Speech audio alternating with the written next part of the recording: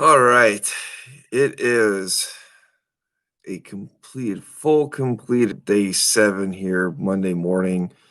I'll probably start making my updates closer to the morning because you need to, wake up and the best time to take your weight and blood sugar and everything like that for reference is going to be in the morning, and especially today because how long it's been since I've been fasting, and my blood sugars dropping back down again after I took some calories for some brain juice.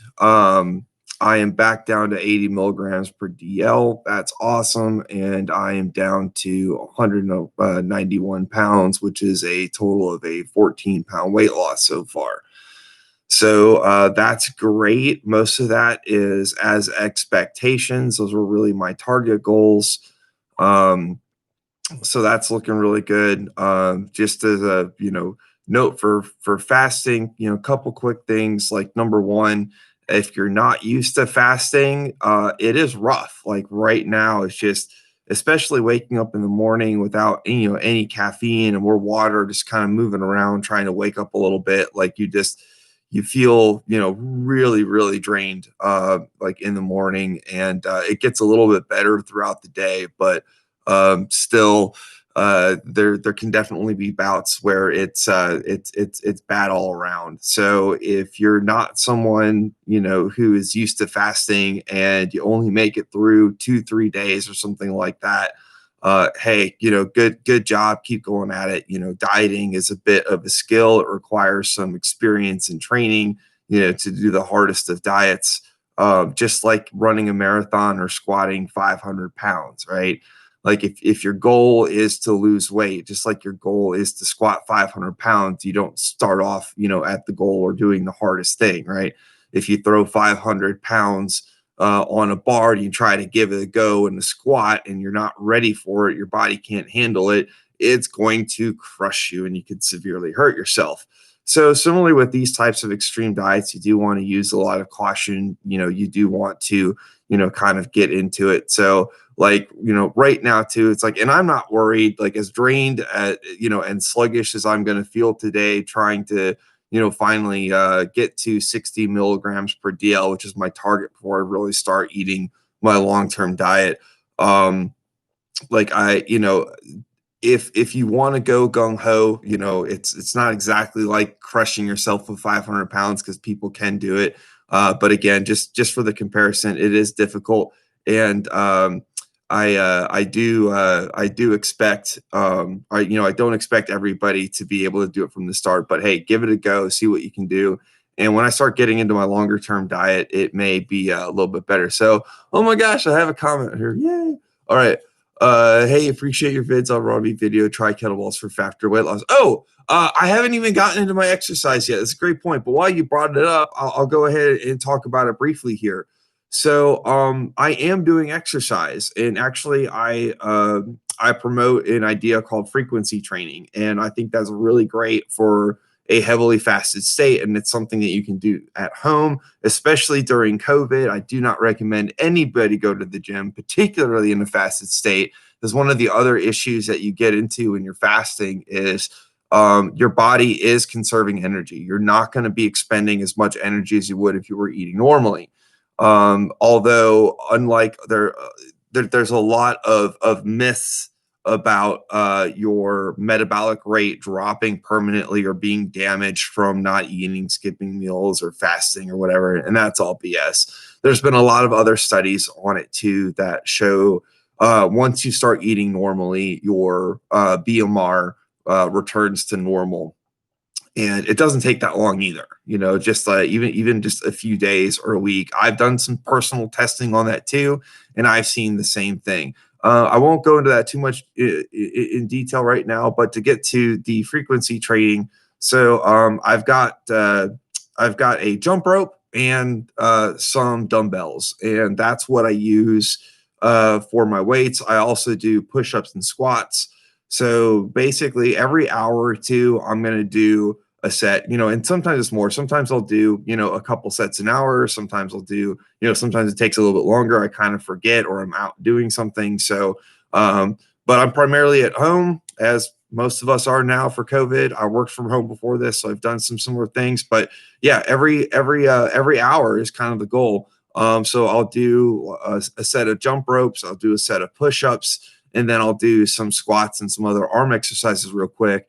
And I don't do anything into like, I don't try to push myself. The goal is to just use your muscles, right? And I think it's important too not to stress yourself, too much, again, because during this fasted state, your body doesn't have all the nutrients that it needs to repair itself. So I definitely don't advocate any hardcore any hardcore gym routines. Although when I've done gorge days in the past, in order to, the great thing about a gorge day is you have the capability to flood your body with nutrients again, which is awesome. But you also get all of that glucose. So a lot of times the day after, or even for a couple days, after, I will jog 4 miles to kind of help that glucose drain. It's not a lot of stress, right? So don't run, like, don't try to push yourself, make it a very light jog. But I'll do that to help drain that glucose more quickly. Although cardiovascular exercise is really efficient. So if you are using any sort of calculation that you see to estimate, calories burned, normally that's off, and normally it's off by a lot. But it does help. So yes, overtraining is bad, and that's the thing. So overtraining in general, and by the way, thanks Max Chico for the comments there. It's just fun. Yeah, when you overtraining is simply the concept that you're breaking down your body in exercise more than it has the capability to repair. And there's a lot of different factors that go into it.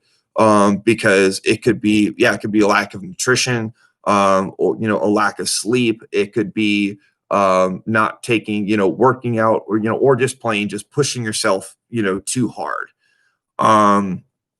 So I mean, there's a lot of mixed thoughts on that too, but in general, avoid it, which is why, again, I recommend the light exercise and frequency training.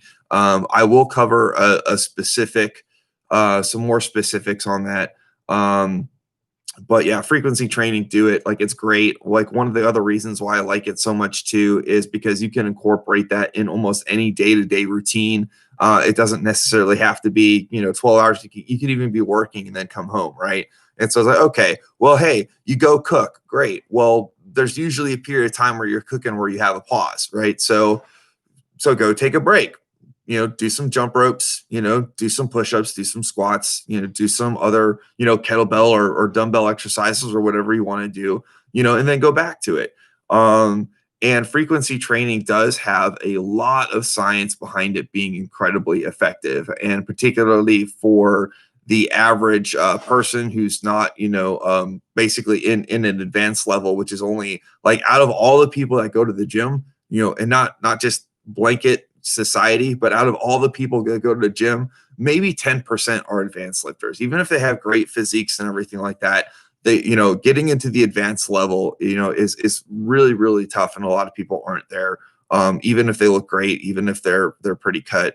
And it's really the advanced lifters in particular that really need, a lot of different factors. But for me, for most people, yeah, just doing some frequency, some squats, push-ups, yeah, jump ropes, whatever other exercise you want to do is going to be a great way to do it, and doing it, again, very frequently, because it's exposing the body to tension, and that coincides with a lot of other things. So I am getting way too much into detail for that. This wasn't supposed to be that video, but it's a great, those, thanks again, Max Chico. That's some great comments in there and some great notes. And I definitely need to get that video out too. So, yeah. So 14 pounds in 7 days. So that is pretty great. Also some more things, that I'll get into later. It's like weight loss, isn't linear. So, I mean, if you're obese and you have, you know, a lot of excess weight to shed, you might shed it a lot faster. If you're trying to use this approach to lose your last 10 pounds, you might lose it a lot slower. A lot of different factors that depend. And that's another discussion to be had too. So right now, I think I've mentioned this before. So glucose deprived, when I go onto the long term diet, just getting some nutrients. So the goal is going to be, um, I still have some final decisions to make on the diet, but what it will roughly look like is a glass of milk, one egg, powdered greens or some veggies. I'm thinking about substituting V8 for the powdered greens and trying to be a V8 fanboy. You know, Jared without the pedophilia. Okay. So, write some comments to Campbell Soup and see if, see if we get on board, but maybe I should see the results first. But anyway, but yeah, some veggie intake and some fruit intake.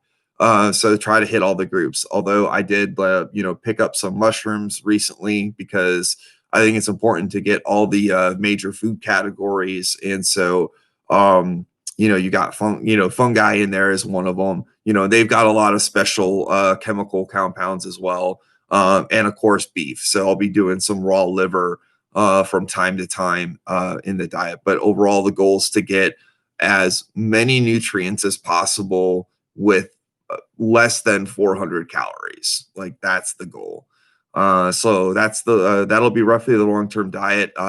We might have some more play. You know, I think it will this time because I do, incorporating beef liver, and some other food categories can be tough for a day to day because you get too many calories. So I'm going to have to rotate the meals, and I'll come up with a rotation here pretty soon because I'm nearing that 60 milligram per DL target.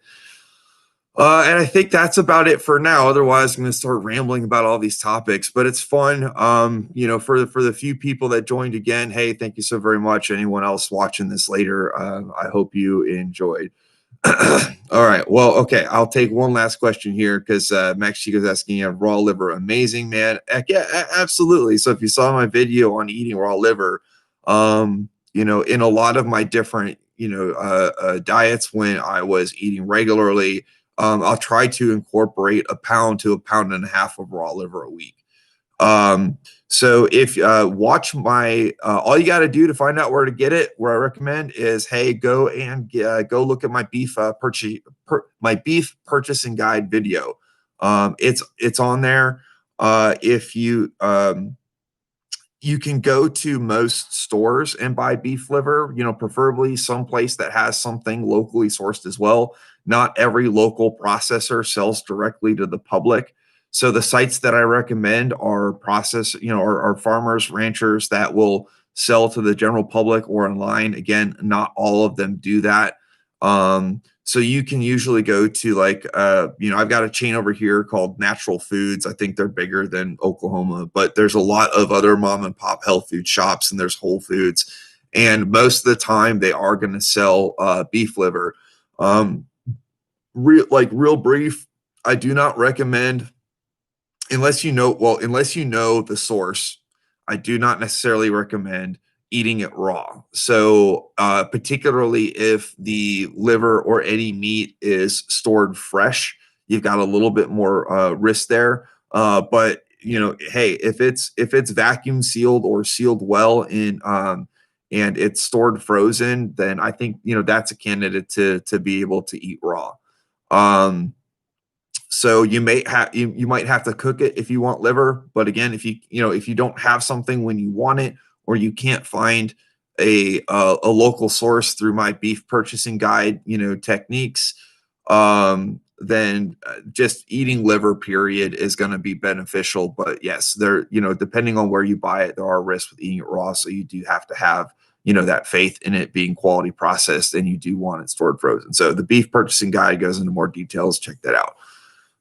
So on that note, I'm going to cut it. Gotta, get some coffee and try to wake up, feel a little bit better, but I'm hoping that tomorrow I drop to 60 milligrams per DL and I can finally start, consuming just a little bit more day to day. So, until tomorrow's update, I'll, thanks for watching, and, until next time.